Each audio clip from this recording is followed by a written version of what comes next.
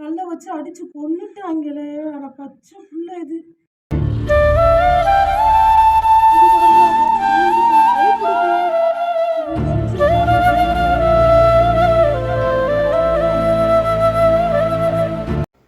ஒரு ஒரு ஒரு அனிமல் குவாலிட்டி நடந்துருச்சு அப்படின்னா, 1 நாள்லேயோ 2 நாள்லேயோ 3 நாள்லேயோ 1 வாரத்துலேயோ எஃப்ஐஆர் ஆகுறது இல்லைங்க. நிதர்சனமான உண்மை அதான் இருக்குது. இந்த விஷயத்தில் கூட தொடர்ந்து நம்ம வந்து பேசிகிட்டே இருக்கோம். அஃபிஷியல்கிட்ட பேசிகிட்டு இருக்கோம். சரி, இது வந்து இப்படி நடந்துருச்சு, சிசிடிவி ஃபுட்டேஜ் பாருங்கள், அதில் இருக்குது, பதிவாயிருக்கு. ஸோ இந்த மாதிரி விஷயங்களை வந்து நம்ம தொடர்ந்து வந்து வலியுறுத்தின் மூலமாக தான் இது வந்து எஃப்ஐஆராக ஆகுது. ஸோ தமிழ்நாட்டில் பெரும்பாலான இடங்களில் நிலைமை இதுதான்.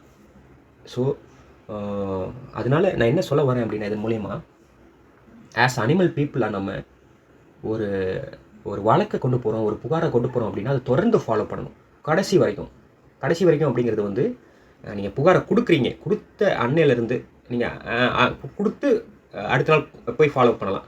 இல்லை புகாரை வாங்க சில இடங்களில் மறுத்துடுறாங்க அப்படின்னா நீங்கள் பதிவு தபால் மூலமாக புகாரை அனுப்பணும்.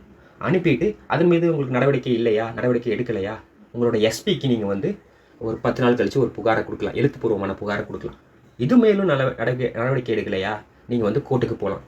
ஆனால் இதுக்கு மத்தியில் நீங்கள் என்ன பண்ணணும் அப்படின்னா, தமிழ்நாடு பிராணிகள் நல வாரியத்துக்கு நீங்கள் மெயில் போடலாம், அவங்களோட நாலேஜ் கொண்டு போகலாம். ஒவ்வொரு மாவட்ட அளவிலும் டிஸ்ட்ரிக்ட் அனிமல் வெல்ஃபேர் ஆஃபீஸர், விலங்கு நல அலுவலர்னு சொல்லிட்டு பிராணிகள் நல வாரியம், தமிழ்நாடு பிராணிகள் நல வாரியம் சம்பளத்தோடு நியமிச்சிருக்காங்க. அவங்களுக்கு சம்பளம், அரசு சம்பளம் கொடுக்குது அவங்களுக்கு. இந்த மாதிரி விஷயங்களை வந்து கண்காணித்து ரிப்போர்ட் அனுப்பணும்.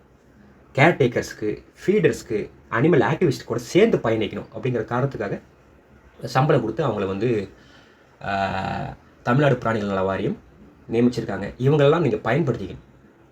ஸோ இந்த மாதிரி எல்லாத்தையும் நீங்கள் வந்து ஒருங்கிணைச்சு ஒரே டைமில் நிறைய துறைகளை கான்டாக்ட் பண்ணி செயல்படுவதன் மூலியமாக என்ன நடக்கும் அப்படின்னா, இந்த மாதிரி எஃப்ஐஆர்ஸ்லாம் வந்து கொஞ்சம் சீக்கிரம் நடக்கும். ஏன்னா எல்லாருமே இன்வால்வ் ஆவாங்க.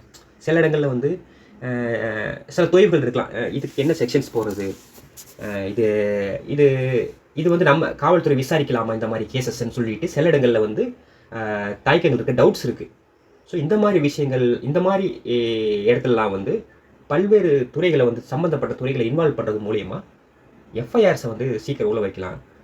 திரும்ப அந்த இடத்துல வந்து குற்றங்கள் நிகழாமல் நம்ம பார்த்துக்கலாம். எஃப்ஐஆர் நோக்கம் என்ன அப்படின்னா, எஃப்ஐஆர் யார் செஞ்சாங்களோ அவங்களுக்கு தண்டனை வாங்கி கொடுக்குறது ஒன்று, திரும்ப அந்த இடத்துல இந்த மாதிரி பிரச்சனைகள் நிகழக்கூடாது, நடக்கக்கூடாது அப்படிங்கிறது ஒன்று. ஸோ இதுதாங்க.